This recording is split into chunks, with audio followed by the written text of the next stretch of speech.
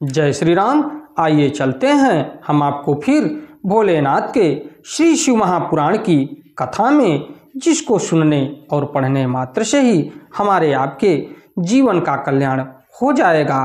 तो आइए चलते हैं हम आपको भोलेनाथ के श्री शिव महापुराण की कथा विद्येश्वर संहिता में अथैक 20वें अध्याय यानी कि 21वें अध्याय में, जिसमें आपको मिलेगा कामना भेद से पार्थिव लिंग के पूजन का विधान। तो देखा जाए तो महर्षि वेद व्यास द्वारा प्रणीत भोलेनाथ का श्री शिव महापुराण पुराणों में सबसे उत्तम पुराण माना गया है। और जिस घर में भोलेनाथ के श्री शिव महापुराण की कथा होती है, उस घर में विषैले जंतुओं का प्रवेश नहीं होता, चूंकि वो अपने गणों को अपने पास रखते हैं। और जिस घर में भोलेनाथ के श्री शिव महापुराण की कथा नहीं होती, तो देखा जाए तो नाना प्रकार के विघ्न बाधाएं और जहरीले जंतुओं का प्रवेश होता रहता है। तो आइए चलते हैं हम आपको भोलेनाथ के श्री शिव महापुराण की कथा विद्येश्वर संहिता के 21वें अध्याय में। ओम श्री शांब शिवाय नमः। ओम श्री गणेशाय नमः। त्वमेव माता च पिता त्वमेव बंधुश्च सखा त्वमेव विद्या द्रविणम त्वमेव सर्वम मम देव देव। इसके पश्चात विघ्नों को हरने वाले भगवान गणेश और विद्या की प्रदायिनी माँ सरस्वती के चरणों में शीश नवाते हुए विनम्र निवेदन करूँगा कि हमारे देश संसार में जहाँ भी भोलेनाथ के श्री शिव महापुराण की कथा हो रही हो, उसको संपन्न करने में अपना पूर्ण योगदान दें। उसके साथ साथ हमारे ऊपर भी अपनी कृपा बनाए रखें कि मैं अपने मुखारबिंदु से जो भी शिव भक्त प्रेमी हैं, उनके तक भोलेनाथ के श्री शिव महापुराण की कथा को पहुँचाने का पूर्ण प्रयास करूं, और वो भी सुन के इस कथा को अपने पुण्य के भागी बने। तो आइए चलते हैं हम आपको भोलेनाथ के श्री शिव महापुराण के विद्येश्वर संहिता के 21वें अध्याय में, जिसको मैं संस्कृत और उसका उच्चारण मैं आपको हिंदी तक पहुंचाने का पूर्ण प्रयास करूंगा। तो ऋषियः ऊचुः, ऋषि बोले, सूत सूत महाभाग व्यास शिष्य नमस्तुते, सम्यगुप्तम त्वया तात पार्थिवार्चा विधानकम, कामान भेदमाश्रित्य संगाख्यां ब्रूहि विधानतः, शिव पार्थिव लिंगानां कृपया दीन वत्सल। तो ऋषिगण बोले, हे व्यास शिष्य सूत जी, हे महाभाग आपको नमस्कार है। हे तात, अपने अच्छे प्रकार से पार्थिव वार्चन की विधि बताई। अब सकाम पूजन में मनोवांछित पदार्थ के अनुसार कितनी संख्या में पार्थिव लिंगों के पूजन की विधि है, हे दीन वत्सल इसे कृपा पूर्वक बताइए। तो इसमें पार्थिव लिंग के पूजन का विधान आपको मिलेगा कि पार्थिव लिंग को किस हिसाब से हम पूजन कर सकते हैं। तो सूत उवाच, सूत जी बोले, शृणुध्वं ऋषयः सर्वे पार्थिवार्चा विधानकम, यस्यानुष्ठान मात्रेण कृत्यो भवेन्नरः, अकृत्वा पार्थिवं लिंगं योन्न देवं प्रपूजयेत्, वृथा भवति सा पूजा दाम दानादिकं वृथा, संख्या पार्थिव लिंगानां यथा कामं निदघते, संख्या सद्दो मुनि श्रेष्ठ निश्चयेन फलप्रदा, प्रथमावाहनं तत्र प्रतिष्ठा पूजनं पृथक्, लिंगाकारं समं तत्र सर्वगेयं पृथक् पृथक्, विद्यार्थी पुरुषः प्रीत्या सहस्रमित पार्थिवं, य पूजयेन् शिवालिंगं हि निश्चयात् तत्फलं प्रदम्, नरः पार्थिवलिंगानां धनार्थी च तदर्ककम्, पुत्रार्थी सार्धशास्त्रं वस्त्रार्थी शतपंचकं, मोक्षार्थी कोटिगुणितं भूकमाश्च सहस्त्रकं दयार्थी च त्रिसहस्त्रं तीर्थार्थी द्विसहस्त्रकं सुहस्त्रकामी त्रिहस्त्रं वैश्यार्थी शतमष्टकं मारणार्थी सप्तशतं मोहनार्थी शताष्टकम् उच्चाटन परमैश्चैव सहस्त्रं च यथोक्ततः स्तंभनार्थी सहस्त्रं तु देशाणार्थी तदर्धकं निडंगान्मुक्तिकामस्तु सहस्त्रं सार्धमुक्तमं महाराज भयो पंचशतं ज्ञेयं विचक्षणय। उसके बाद सूत जी बोले, हे ऋषियों, आप सब लोग पार्थिव पूजन की विधि का श्रवण करें, जिसका अनुष्ठान करने से मनुष्य कृत हो जाता है। तो देखिए, भोलेनाथ के श्री शिव महापुराण में ये मिलता है कि पार्थिव पूजन का विधि का वर्णन, उसके बाद इस पूजन से मनुष्य योनि में जन्म लिया हुआ व्यक्ति कृत हो जाता है, यानी कि वो सभी अपने पापों को भोग के खाली श्री शिव महापुराण का पार्थिव लिंग का पूजन विधि विधान से करने से वो अपने सभी पापों को भूलकर एक नए जीवन में चला जाता है, यानी वो धन्य हो जाता है। पार्थिव लिंग के पूजन को छोड़कर जो लोग अन्य देवों के यजन में लगे रहते हैं, उनकी वह पूजा तप तथा दान आदि व्यर्थ हो जाती है। तो देखिए, अगर पार्थिव लिंग के पूजन को छोड़ के आप किसी भी देवी देवता के पूजन में लीन होते हैं तो आपका पूजा व्यर्थ है।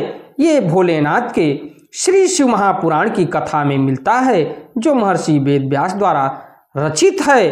तो अब मैं कामना के अनुसार पार्थिव लिंगों की संख्या बताता हूँ, तो आप जानिए। हे मुनि श्रेष्ठ, अधिक संख्या में अर्चन तो निश्चय ही फलदायी होता है। प्रथम आवाहन, तब प्रतिष्ठा, तदंतर सभी लिंगों का पूजन अलग अलग करना चाहिए। लिंगों का आकार तो एक समान ही रखना चाहिए। विद्या प्राप्ति की कामना से पुरुष भक्ति पूर्वक 1000 पार्थिव लिंगों का पूजन करें। तो देखिए, अगर आपको विद्या प्राप्ति की कामना से भोलेनाथ के लिंग की पूजन करना है, तो उसमें दिया गया है कि कम से कम उस व्यक्ति को 1000 लिंगों को, यानी पार्थिव लिंगों का पूजन करना चाहिए। इसमें निश्चय ही उस फल की प्राप्ति हो जाती है। धन चाहने वाले पुरुष को उसके आधे 500 करना चाहिए, यानी जिसकी आर्थिक स्थिति कमजोर है, वो धन प्राप्ति चाहता है, तो भोलेनाथ के श्री चरणों में विधि विधान से पूजन अर्चन करे और उनके लिंगों को, यानी 500 पार्थिव लिंगों का पूजन विधि विधान से करे। तो उसकी आर्थिक स्थिति कमजोर है तो बनती चली जाएगी। और पुत्र चाहने वाले को 1500, यानी जिसको पुत्र की कामना हो और पुत्र की प्राप्ति न हो, उसके लिए 1500 यानी 1500 पार्थिव लिंग की पूजन करने से उसको भोलेनाथ की कृपा होगी और पुत्र की प्राप्ति होगी। उसी के बाद देखा जाए तो वस्त्र की आकांक्षा वाले, यानी जिसको चमक दमक अच्छे कपड़े पहनने की आकांक्षा हो, उसके लिए 500 शिवलिंगों का पूजन करना चाहिए। तो देखिए कि आपके लिए अगर देखा जाए तो भोलेनाथ के श्री शिव महापुराण में सब कुछ मिलेगा कि हमको किस हिसाब से किस चीज़ की कमी है, तो हमको क्या करना चाहिए। भोलेनाथ के पार्थिव लिंग की पूजन करने मात्र से तो मोक्ष की कामना वाले व्यक्ति को 1 करोड़, भूमि की अभिलाषा वाले को 1000, दया प्राप्ति की इच्छा वाले को 3000 और तीर्थाटन की इच्छा वाले को 2000 शिवलिंगों की पूजा करनी चाहिए। तो देखा जाए, जिसको मोक्ष की प्राप्ति करना है तो उन व्यक्तियों के लिए 1 करोड़ पार्थिव लिंग का पूजन करना चाहिए। और उसके बाद अभिलाषा वाले, अगर किसी चीज की आपकी अभिलाषा है वो पूर्ण नहीं हो रही है तो उसके लिए 1000, और दया प्राप्ति की इच्छा वाले को 3000, और तीर्थाटन की इच्छा वाले को 2000 शिवलिंग की पूजा करनी चाहिए। मित्र प्राप्ति की इच्छा वाले को 3000 तथा अभिचार कर्मों में 500 से लेकर 1000 तक पार्थिव शिवलिंग के पूजन की विधि है। कारागार आदि के बंधन से छुटकारे की इच्छा से 1500, अगर आप कारागार में बंद हैं, उसकी आप बाहर निकलना चाहते हैं, यानी किसी जेल में या कोई अपराध किए हैं, तो अगर बंद हैं तो उसको कारागार ही बोला जाता है। अगर कारागार से आपको बाहर निकलना है तो भोलेनाथ के पार्थिव लिंग को आप जो है कि 1500 कम से कम पूजन अर्चन करें। उसके बाद राज भय से मुक्ति की इच्छा से 500 शिवलिंगों का पूजन करना चाहिए और बुद्धिमानों को जानना चाहिए। ये भोलेनाथ के श्री शिव महापुराण की कथा में मिलता है। तो उसके बाद फिर मैं आपको संस्कृत में ले चलता हूँ, उसका उच्चारण फिर मैं आपको हिंदी में पहुँचाने का पूर्ण प्रयास करूँगा। चौरादि संकटे गेयम पार्थिवानां सतदयम डाकिन्यादि भये 500 मुक्तमं च पार्थिवम दारिद्र्ये 500 सर्वकामदम् अथ नित्यभिधिमं व्यच्छे शृणुध्वं मुनिसत्तमा एकं पापहरं प्रोक्तं द्विलिंगं चार्थ सिद्धिदं त्रिलिंगं सर्वकामानां कारणं परमीरितम् उत्तरोत्तरमेवं स्यात् पूर्वोक्त गणनाविधि मतांतरमथो वच्छे संगाख्याम मुनिभेदतः लिंगानां युक्तं कृत्वा पार्थिवान् सुबुद्धिमान् निर्भयो हि भवेन्नूनं महाराज भयं हरेत् कारागृहादिमुक्त्यर्थमयुक्तं कारयेद बुध डाकिन्यादिभये 700 कारयेत् तथा अपुत्रः 5 पत्राशत सहस्राणि प्रकारयेत् लिंगानामयुतेनैव कन्या का संतितं लभेत् लिंगानामयुतेनैव विष्णुवाधैश्वर्यमाप्युनात् लिंगानाम प्रयुक्तेनैव हातुलाम श्रियमाप्युनात् कोटिमेकां तु लिंगानां यः करोति नरो भुवि शिव एव भवेत् सोऽपि नात्र कार्या विचारणा आर्चा पार्थिवलिंगानां कोटियज्ञ फलप्रदा भुक्तिदा मुक्तिदा नित्यं ततः कमार्थिनां नृणां बिना लिंगार्चनं यस्य कालो गच्छत् नित्यस्य महाहानिर्भवेत् तस्य दुर्वृत्तस्य दुरात्मनः। तो आइए हम आपको अब ले चलते हैं उसके उच्चारण में। तो देखा जाए तो चौरादि संकटे गेयम पार्थिवान सत्यदयम, तो चोर आदि के संकट से बचने के लिए 200 और डाकिनी आदि के भय से मुक्ति हेतु 500 पार्थिव शिवलिंग को पूजन कर बताया गया है। दरिद्रता से छुटकारा के लिए 5000 और सभी कामनाओं की सिद्धि के लिए 10,000 पार्थिव लिंगों का पूजन करना चाहिए। हे मुनि श्रेष्ठों, अब मैं नित्य पूजन विधि बताता हूँ, आप लोग सुने। तो देखिए, भोलेनाथ के श्री शिव महापुराण की कथा में मिलता है कि अगर चोरी से भय है तो उसके लिए भी इसमें आपको उपाय मिलेगा। अगर आप रोग से ग्रसित हैं उसके लिए भी आपको भोलेनाथ के श्री शिव महापुराण में मिलेगा। क्योंकि देखा जाए तो अगर संजीवनी मंत्र किसी के पास था तो सिर्फ 2 लोगों के ही पास था, एक भोलेनाथ के पास स्वयं और दूसरा अगर देखा जाए तो दैत्यों के गुरु शुक्राचार्य के पास था, जो कि अपने असुरों की रक्षा के लिए वो बड़ी तपस्या के बाद भोलेनाथ से ग्रहण किए थे। इसके अलावा संजीवनी मंत्र यानी संजीवनी विद्या किसी के पास नहीं थी। तो भोलेनाथ के श्री शिव महापुराण का स्मरण करने से मृत्युशैया पर अगर व्यक्ति सोया है तो उनकी कृपा होगी तो उठ खड़ा होगा। तो आइए हम आपको ले चलते हैं उनके पूजन की विधि, यानी पार्थिव लिंग के पूजन की विधि।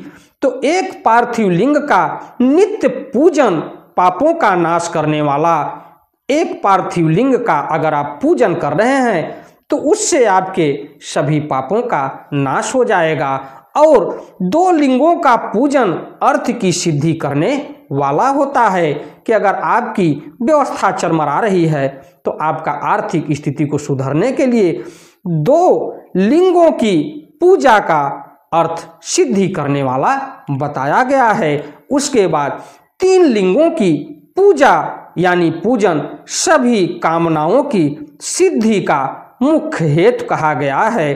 तो उसके पश्चात देखा जाए तो आप एक लिंग की भी पूजा कर सकते हैं और 2 पार्थिव लिंग की भी पूजा कर सकते हैं, 3 पार्थिव लिंग की भी आप पूजा कर सकते हैं। इसके लिए आपको 3 लिंगों का पूजन सभी कामनाओं की सिद्धि का मुख्य हेतु कहा गया है। पूर्व में बताई गई संख्या विधि में भी उत्तरोत्तर संख्या अधिक फलदायिनी होती है। तो देखिए, इसमें महर्षि वेद व्यास ने लिखा है कि ये आपके लिए इससे कम संख्या नहीं हो सकती, अगर हो सकती है तो इससे अधिक संख्या हो सकती है।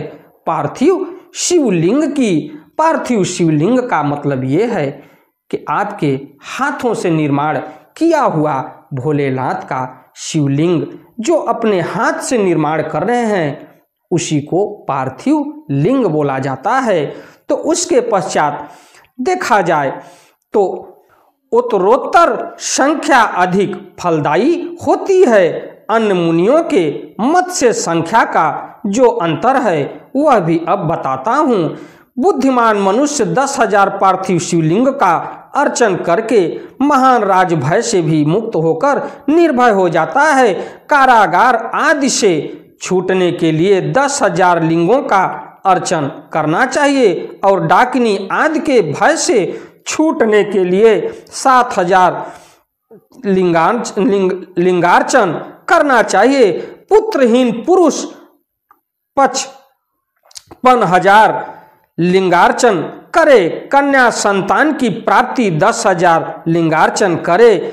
इससे किया जाता है 10,000 लिंगार्चन से विष्णु आदि देवों के समान ऐश्वर्य प्राप्त होता है और 10 लाख शिवलिंगार्चन से अतुल संपत्ति प्राप्त हो जाती है। जो मनुष्य पृथ्वी पर 1 करोड़ शिवलिंगों का अर्चन कर लेता है वह तो शिव रूप ही हो जाता है, इसमें संदेह नहीं है। उसके बाद पार्थिव पूजा करोड़ों यज्ञों का फल प्रदान करने वाला है, इसलिए सकाम भक्तों के लिए यह भोग और मोक्ष दोनों प्रदान करती है। जिस मनुष्य का समय रोज बिना लिंगार्चन के व्यतीत होता है उस दुराचारी तथा दुष्टात्मा व्यक्ति की महान हानि होती है। ये भोलेनाथ के श्री शिव महापुराण की कथा में मिलता है। तो हमारी कथा आपको अच्छी लगे तो वीडियो को लाइक करिएगा, शेयर करिएगा, चैनल को सब्सक्राइब करिएगा, बेल आइकन दबाना न भूलिएगा, जिससे हमारी कोई भी धार्मिक वीडियो आप तक शीघ्र पहुँचे और जहाँ तक हो सके भोलेनाथ के श्री शिव महापुराण की कथा का प्रचार प्रसार करिए। हो सकता है कि हमारी कथा सुनने से आपका कोई बिगड़ा काम हो तो भोलेनाथ की कृपा होगी, वो आपका कार्य बनेगा और आपको इस कथा से किसी भी प्रकार की हानि नहीं पहुंचेगी। और अंधविश्वास से दूर रहते हुए एक बार प्रेम से बोलिए भोलेनाथ की जय हो। इसी के साथ मैं अपनी वाणी को विराम देते हुए अगली कथा में मैं आपसे फिर मिलता हूँ। धन्यवाद।